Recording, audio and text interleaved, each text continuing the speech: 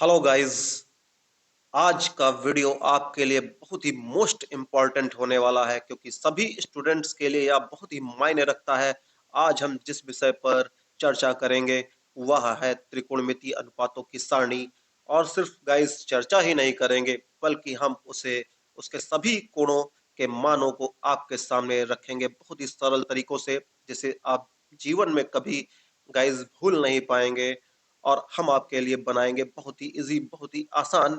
अगर यार आपने याद कर रखा है इस सारणी के सभी मानों को तो बहुत अच्छी बात है गाइज।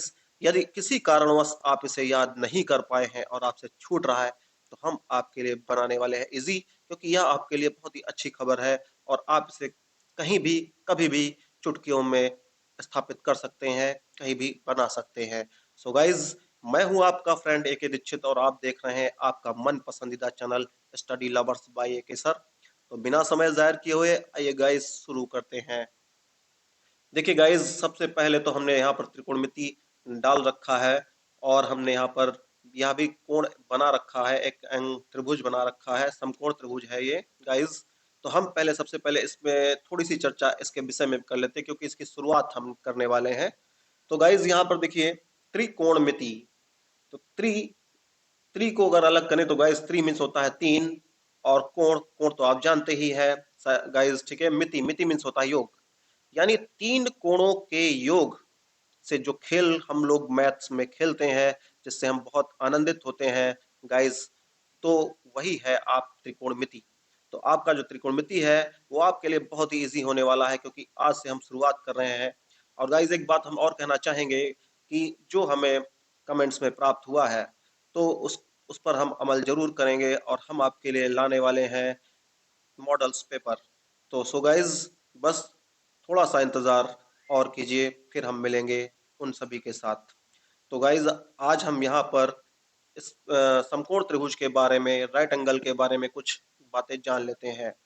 गाइज देखिए, जो हम यहाँ पर हमने ए और बी ले रखा है गाइज, इसे हम लोग लंब बोलते हैं, इंग्लिश में से परपेंडिकुलर बोलते हैं गाइज, ठीक है। और बी सी जो है गाइज, इसे हम लोग आधार बोलते हैं और इंग्लिश में से बेस बोलते हैं। अब देखिए गाइज, जो यहाँ पर आपको ए और सी दिख रहा है या सी ए दिख रहा है, ये गाइज आपका कर्ण है, ठीक है, जिसे हम लोग हाइपोटेन्यूस के नाम से जानते हैं। सो गाइज अब हम बात करेंगे कुछ फार्मूलाज की, जिसकी वजह से जो हमारा आज का मेन मुद्दा है, जो सारणी है, वो आप उसे आसानी से तैयार कर पाएंगे। तो गाइज उस फार्मूले को हम आपके सामने प्रस्तुत करने जा रहे हैं, जिस फार्मूले की वजह से, छोटे से फार्मूले की वजह से हम इस सारणी को बहुत इजीली कर पाएंगे हल, ठीक है गाइज। तो हम आपको दिखाने जा रहे हैं, देखिए गाइज, यहाँ पर हम फार्मूला लिखने वाले हैं। अंडर रूट में देखिए गाइज, हमने इस फार्मूले का निर्माण कर दिया है। रूट फिर dash by four, root dash by four. Guys ये हमारा एक ऐसा फार्मूला है जो सभी मानों को आसानी से प्रदान करवाने में सहायक है। सो गाइज कैसे सहायक है, आप लोग आश्चर्य कर रहे होंगे, तो मैं आपको दिखाने वाला हूं कि गाइज हम लोग क्या करेंगे। सबसे पहले कुछ संख्याओं को चुनेंगे इस फार्मूले का इस्तेमाल करने से पहले। So guys 0, 1, 2, 3 and 4। बस गाइज ये हमारे 0 से लेकर 1 2 3 4 कुछ ऐसे इंपॉर्टेंट अंक हैं जो हमें सारणी में अंक प्रदान करवाने में या उनके मान को निकालने में बहुत ही सहायक सिद्ध होने वाले हैं। सो गाइज मैं कुछ फार्मूले और भी पहले से स्टेब्लिश कर देता हूँ, बना देता हूँ, ठीक है, जो हमें आगे अभी सहायक होने वाले हैं। तो गाइज हम लिखेंगे यहाँ पर टेन, टेन बराबर होता है गाइज साइन बटे कॉस, ठीक है गाइज। अब हम लिखने वाले हैं सेक,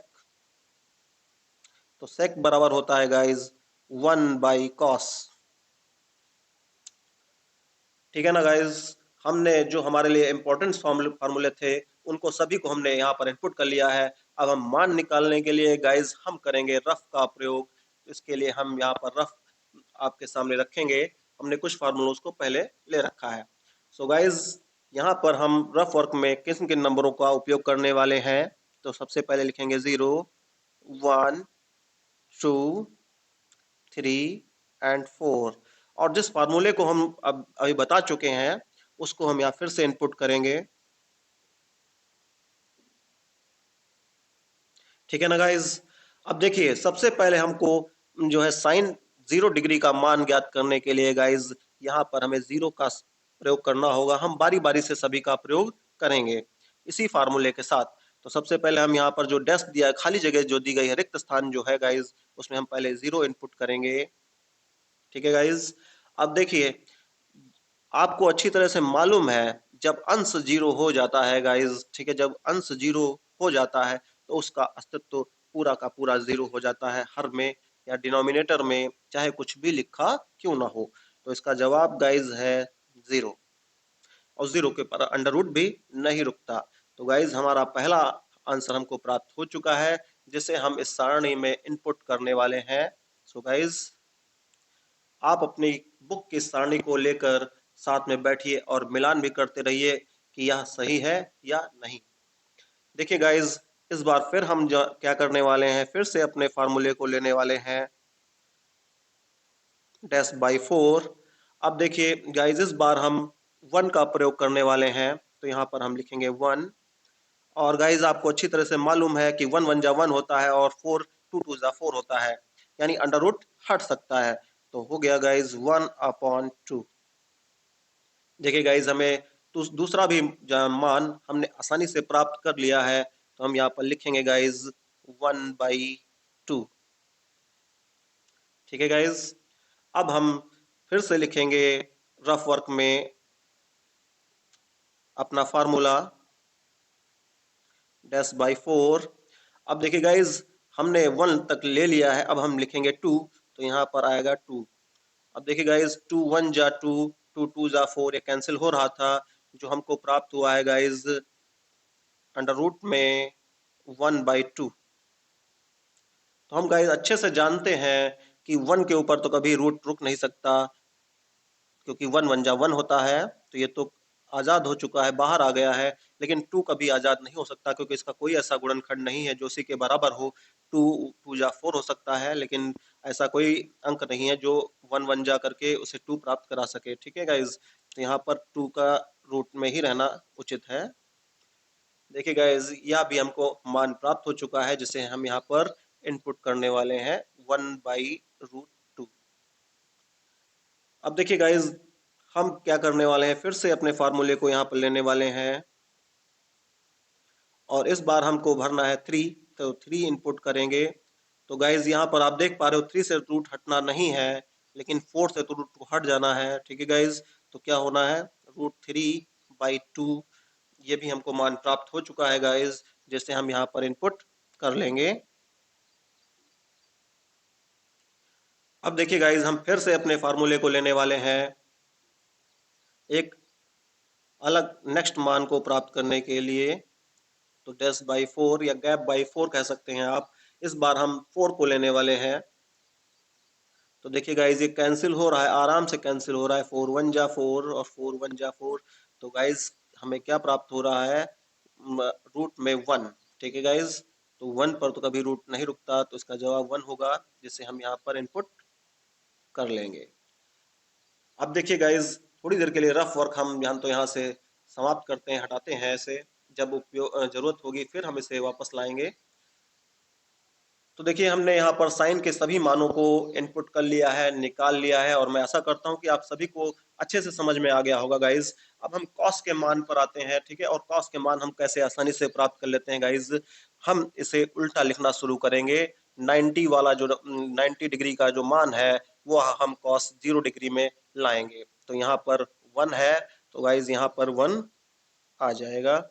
अब देखिए 60 उल्टा आपको चलना है, उल्टा चलना है, तो 60 का मान हम लाएंगे 30 में। तो √3/2 लिखा है, तो गाइज हम यहाँ लिखेंगे √3/2। अब गाइज 45 का जो मान है वो आश्चर्य की बात है कि वो सेम खाने में ही वापस आ रहा है, जिसे हम यूं ही इनपुट कर लेंगे 1/√2।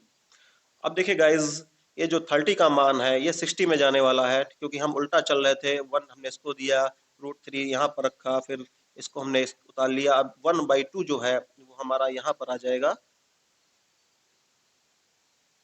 और जो गाइस 0 है उसको हम लास्ट में रख लेंगे।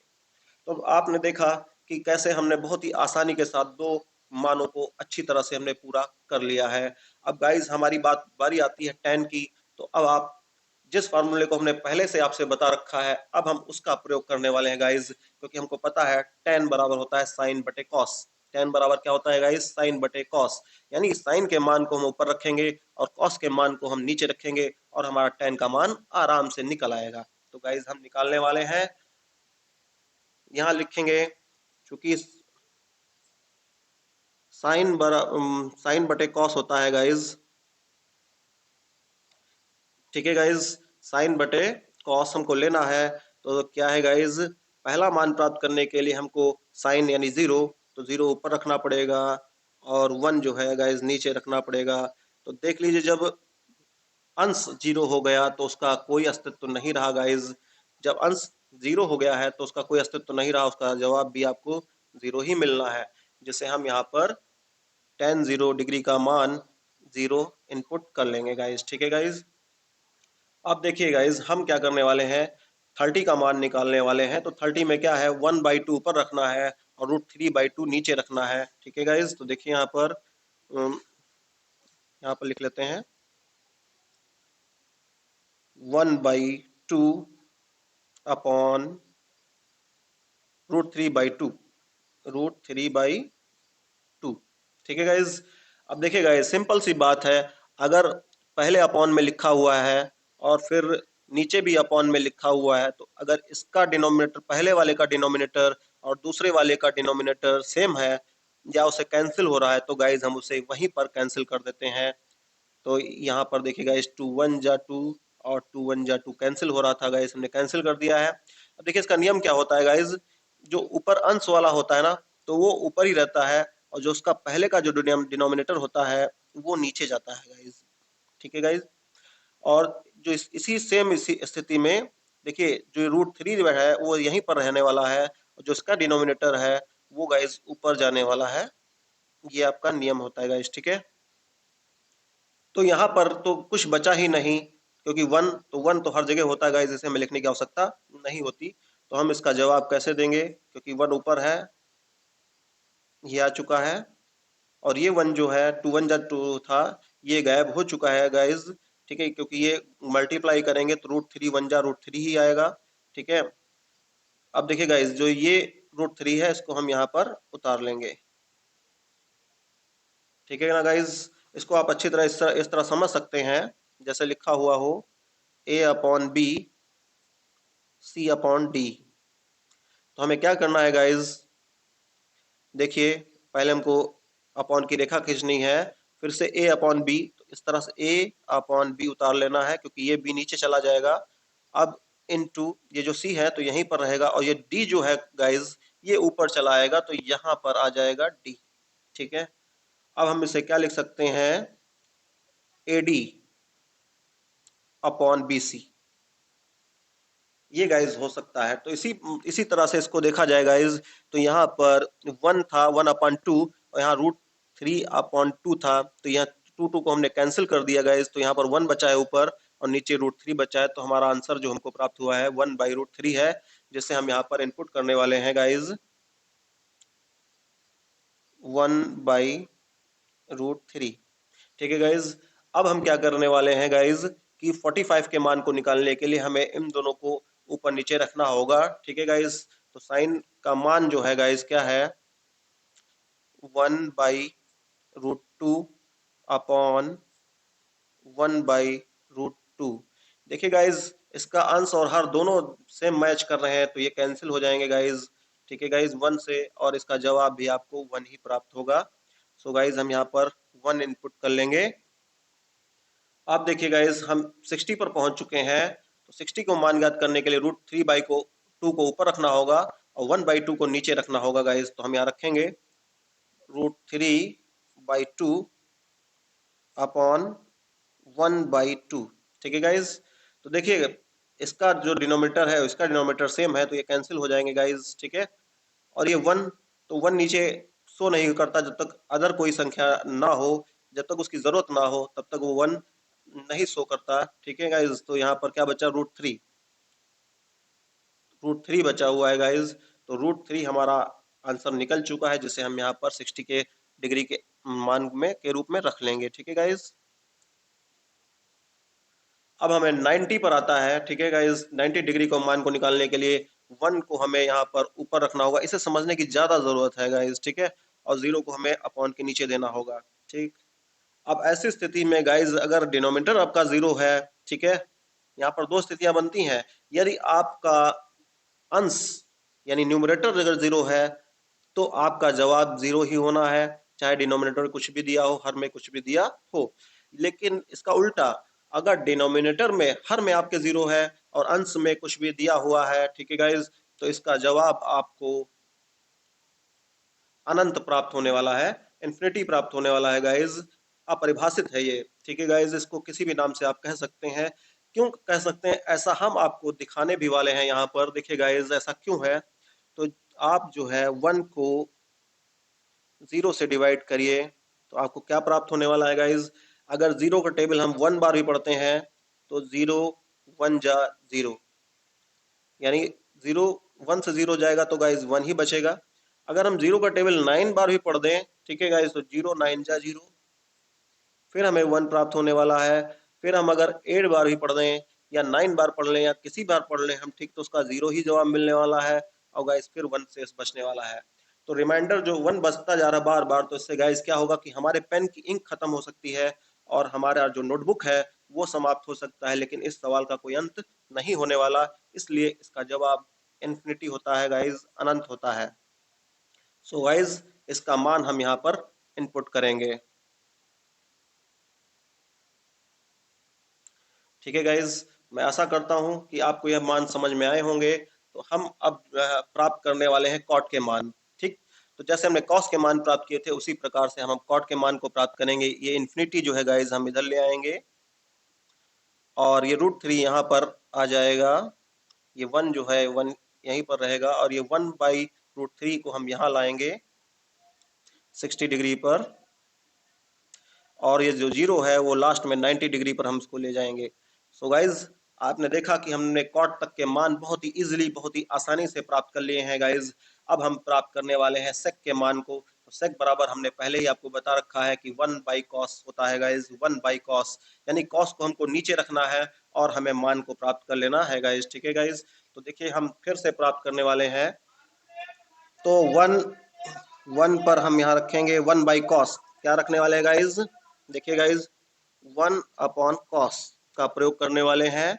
तो यहाँ पर हम लिखेंगे 1 और cos का पहला मान जो है वो गाइज 1 है, 1, तो 1 को हम नीचे रखेंगे तो हमें यहाँ प्राप्त होने वाला है गाइज 1, यानी पहला जवाब गाइज हमको यहाँ पर 1 प्राप्त हो चुका है, क्योंकि 1/1 = 1 होता है गाइज। ठीक है, तो यहाँ पर हम रखेंगे 1। अब हमें क्या करना है, √3/2 को नीचे रखना है, √3/2 को नीचे रखना है गाइस। तो हम यहाँ पर लिखेंगे 1/cos होता ना, cos का मान क्या है, √3/2। तो गाइस इस जो, अब देखिए यहीं पर ये √3/2 जो है ना, इसका जो हर है ये ऊपर जाना है। ठीक है, तो इसका जवाब क्या होना है, 2 जब ऊपर जाएगा तो 2 1 जा 2 हो जाएगा, और नीचे तो √3 है ही है आपका। ठीक है गाइस, तो हमने दूसरा मान भी निकाल लिया है, 2/√3।